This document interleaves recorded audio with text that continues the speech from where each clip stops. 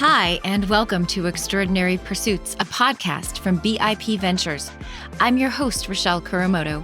Join me each week for masterclasses and conversations about the skills and experiences that matter most to startups in the innovation economy. You will hear from subject matter experts and founders. We're here to inspire, inform, and occasionally even entertain you. Let's get started. Today, we welcome BIP Capital CEO and Managing Partner, Mark Buffington, who's joining us to give an inside look at how our firm is building and leveraging artificial intelligence tools to enhance decision-making, accelerate portfolio support, and uncover deeper insights across the investment platform. From proprietary AI agents to context-aware analysis, Mark explains how the firm and all of our team members across the firm are combining data and discipline and domain expertise to reshape how we are doing venture capital for our founders, our investors, and our partners. Let's get started.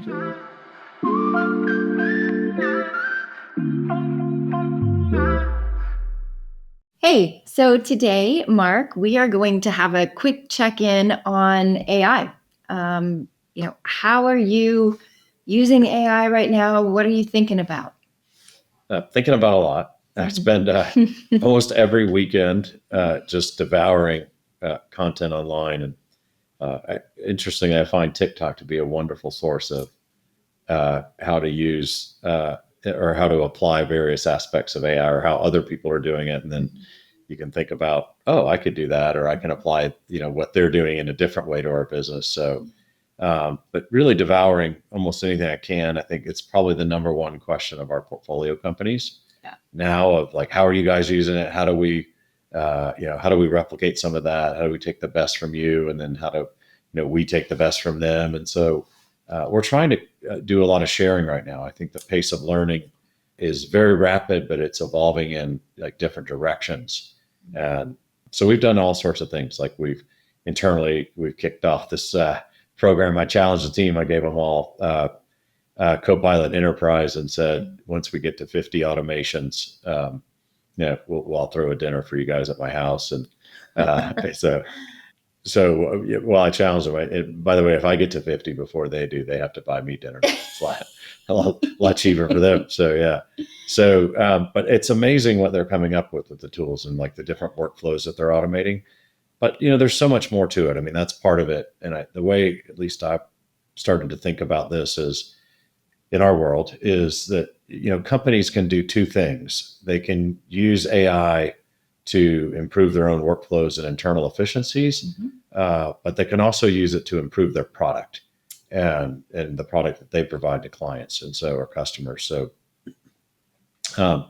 we're focused on both. And a lot of times when that question comes in, what are you doing in AI? Yeah. Some mean to improve their product, others mean to improve their workflows. And so we're trying to organize that.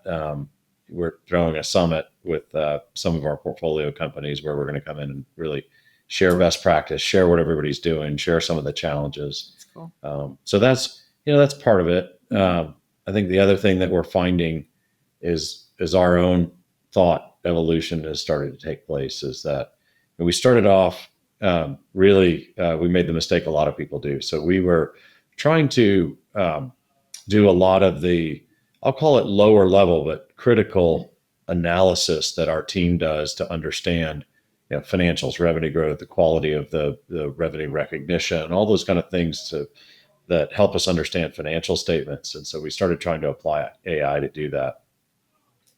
What we found is we threw like all the financial statements into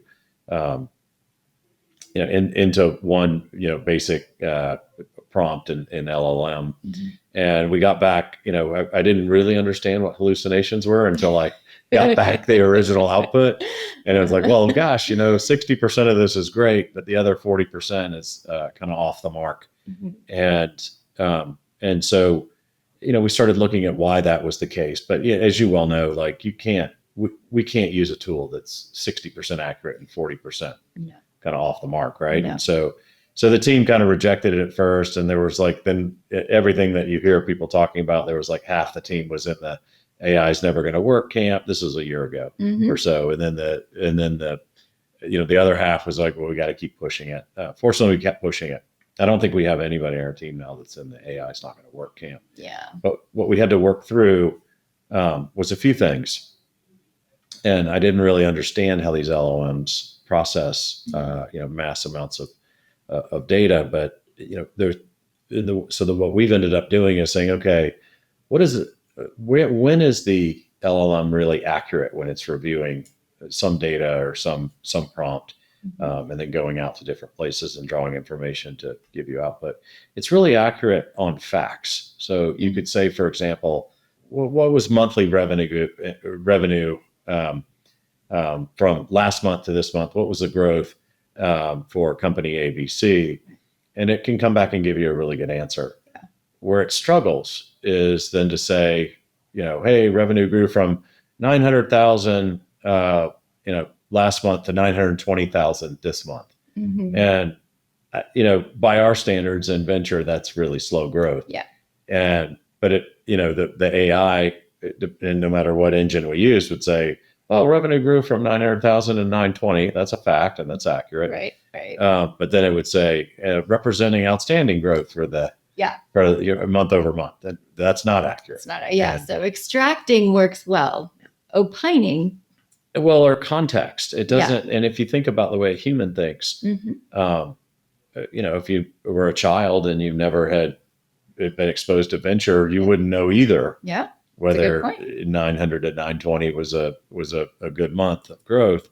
There's context, but we bring all this experience and other data to the mix. And so what we've started doing is that we move down the path to, building very specific agents. And so now we have agents that solely focus on revenue. We have others that focus on expenses, others on margins, so on and so forth. Yeah. But we built a pair with that. So one agent pulls all the facts.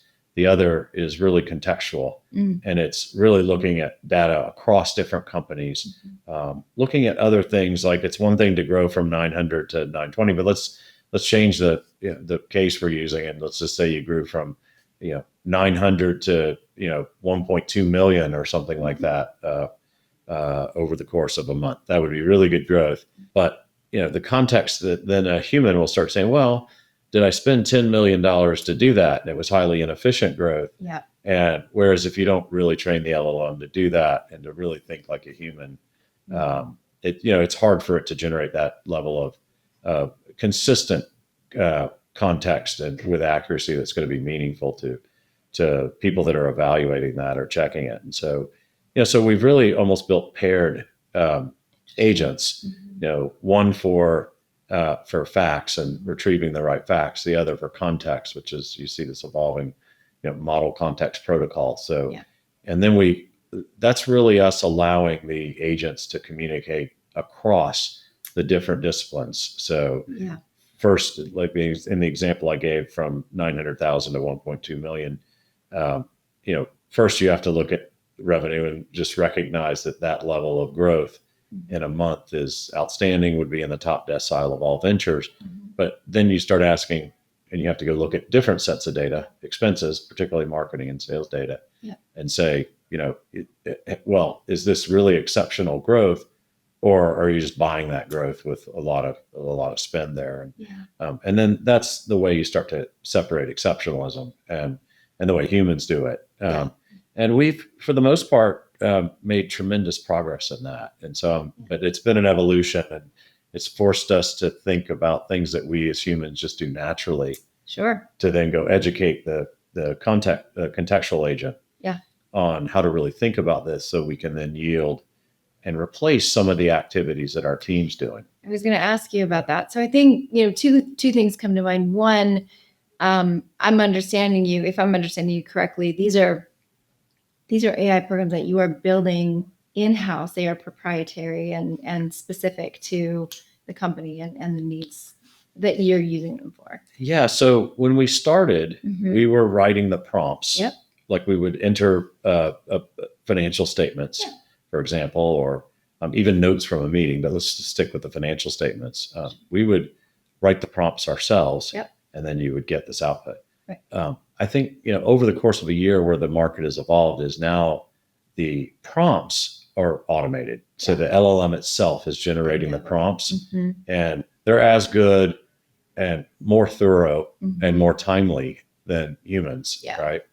And so, I mean, we, as you well know, we've set up for years, we've set up all these standard reporting engines and data comes in and we've gotten more and more efficient at bringing that in. But the ultimate goal is so humans can read that and understand the performance of the company, what strategy changes need to take place, what's working, what's not, how are competitors responding, all that kind of stuff. And but today, like the bringing in what I call the data or the fact agent, that agent's going to grab all this stuff. And then there are prompts based on that, like what was the growth rate from time period A to B and, et cetera, et cetera. The agent does a phenomenal job now of prompting that data and it starts to suggest ways to us on how to prompt the data so that you get different looks at facts. I think who knows, like when will ultimately be done. I think the work's never done. Where we're spending a lot of time now is teaching the context agent how to interpret those things. And there's so many factors that go into that. If I'm just making up examples, but it's a real life case. We have a company that's done really well in kind of the mid enterprise market. And they're trying to climb the ladder and get into the large enterprise market. Those are longer sales cycles. That particular space, there's more competition up above, but we think we have a right to win because we have a better product. But measuring win rates against larger competitors, more entrenched competitors versus that mid-enterprise where we've dominated, and then trying to compare apples to apples is probably not a good idea.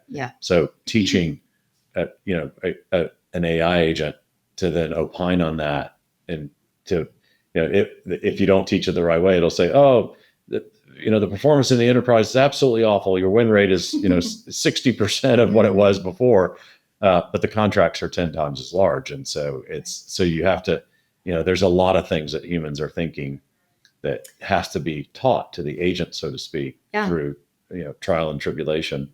It's really interesting because it sounds to me like there's a lot of sort of collective learning on both sides. For sure. And so, for the purpose of, using AI, I think, some of the conversations center on the efficiencies that it can give you and what can be done with that extra time. And I think the flip side of it is the ability to see around corners more effectively, to take in more information in a way that you're synthesizing more, you can do more with it. So if I'm hearing you correctly, you're not really in that phase where you're trying to build efficiencies into your processes. You're more seeing around new corners, synthesizing more information. Is that I think, it's close to fair. Yeah, it's probably fair. I mean, probably in my own mind where I'm a little ahead of like in how we're going to apply this more and more as we're learning. I would, to answer your question, I'd first talk about the response of the team. So I think the team is now 100% of the mindset. Like there's just certain things that the combination of AI agents can do that humans just aren't going to do as fast, as consistently. That, those kind of interpretations of things like, hey, this is, we only spent, a small amount of money in sales and marketing to go get this massive jump in sales. By the way, juxtapose that with customer recordings, like we're using customer recording data and transcripts, feeding it into the AI agent, and we can hear the feedback in this particular company I'm thinking about. It's going really well. We have a right to win, product's winning, and you get the corresponding, kind of burning platform. People are coming to buy the product for you without you having to go through a bunch of extensive sales processes. And you can see that in the number. And so in the numbers, and that's, that you can usually see that, but if you're just only looking at financials and not how the pipeline's moving, it's very hard to make quicker decisions when you're looking in the rearview mirror. Financial data is rearview mirror data. But if you really see the pipeline moving and you understand, like, gosh, we're not particularly covered across every region of the United States, you start to have more strategic conversations like, should we make more investments, and if so, how much, and where should we target our people? So that's one. I think there's no doubt that this is helping our team get to decisions and understandings of what's going on faster, because you can just bring all this disparate data that they would otherwise just have to go track down. Sure. Even in our reporting frameworks, you still have to sit down for 30 minutes to an hour and flip through every page, or look online to figure out, like, okay, revenue growing, not a lot of expense rate growing, pipelines growing, our close rate is up, like all the things that are reflected in a healthy company, but it takes time to go look at all that. And if you have 80 portfolio companies like we do, our associates historically have been very busy monthly just assessing what's going on. That time has been basically cut by 90% now. And That's so incredible. it's incredible. So you start thinking about repurposing what they're doing. Do they go out and source more? Do they work with founders more to help solve specific problems they might have? Anyway, so that's to your point. We're still working through all that, because part of the challenge there is, what we find is on the operational, functional things. The types of people we hire are really good at looking at investment opportunities through the lens of financials, and is this the right bet? But they're not necessarily experienced enough to understand all the inner workings of lead generation or sales pipeline management. They've just never sat in that chair before and run a group like that. So we're using the AI to combine with our performance engineering team. And they're there. So it's funny when you put the data up, and both teams are training different parts of the data for context. It's funny, like we were with our team yesterday, and we have a different portfolio company that's starting a fairly aggressive marketing campaign, and the results are mixed. So we see a lot of, when it's working well, you start, if I start incrementally spending money, I see incremental lead generation, and then you can measure whether that's quality lead generation or not, all those things. This one was all over the board, but our finance team, the deal team, the investment guys and gals, were not experienced enough to look up and say, oops, something's going on with this kind of scattershot lead generation, and they're not as qualified. And it's just, but so different members of the team, the performance engineering team who've run marketing groups and sales groups before, they're training on all of that. So it's interesting, the challenges. So probably you're right. We haven't quite gotten to, how do we then repurpose roles based on what the machine will do versus what humans will do. Well, but it does sound like what you are able to do is to connect dots in a way that maybe, you haven't in the past, or connect dots with more meaningful information. And, in bringing the two together, you really are, informing the capital and the post-capital value creation components of what we dedicate to these partnerships, and doing it with a much more deep level of insight. Yeah, but it's data driven and amazing. So what's different now, and has been, we as you well know, we've had a performance engineering platform where portfolio companies provide data to us, and we repurpose it to help them understand their businesses better. But now the breadth of data is so, in every function, is so deep. The output is so fine tuned that it's really nice to be, we're not necessarily making the case that, hey, I don't think your top of the funnel lead generation is super efficient. It's not based on some opinion. We're just, hey, look at this. Here's the data. Here's the facts. So there's less kind of, rutting of horns with personalities, or I want to do it this way. And the data is very, purifying, in the sense that it's hard to argue with, hey, I'm spending more money, but I'm not really generating a lift, and it's all over the board. Something's wrong there, with lead generation, if that's what's happening. So I think it's changed the nature of the dialogues with our portfolio companies. It continues to. I think, at least the way we're thinking, there's no doubt we're going to gain tons of efficiencies. At least the way I'm thinking about it now is we're not necessarily looking at, do we go then if we're going to gain 3x efficiencies, do I cut half the staff? And what we're really thinking is, how do we, I've got a bunch of people trained on this that probably have a competitive advantage in AI now. Raise more money, do more deals, have a higher batting average, higher quality performance, than we've had in the past, which is not to be boastful, but considerable, as you know. And but I think we can do it better and better. And I think we're just getting quicker and quicker at being able to compress time, solve problems faster with our portfolio companies, and then ultimately drive results. So it's a cool way, so I think we'll end up leveraging more capital, more deals across the team we have today.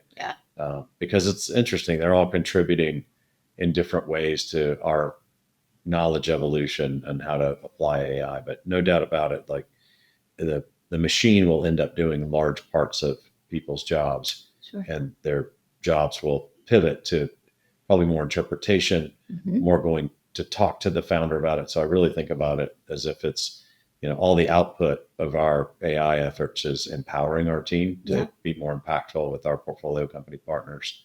And for the most part, that's working extremely well. And it's just it's really nice to show up with a ton of data, and you don't have to kind of argue your way and then go find a bunch of data to support it. And so that's been nice. Well, that is very cool. And I think that it's really fun to be in an environment where you have so many people who are approaching their work with curiosity and kind of a learning mindset, because this is all changing and evolving so quickly. And I think we're all really harnessing it as it does, it's really fun. It's fun. So I have to justify that to my daughter while I'm watching TikTok all the time. She's like, "What are you doing?" And I'm like, "I'm learning." You might disappoint her. So, I don't know. Totally. Thank you. Thank you. Thanks so much for tuning in to Extraordinary Pursuits. If you enjoyed what you heard, please like and share the show. It helps others to find us. Now, let's go build the future of the innovation economy.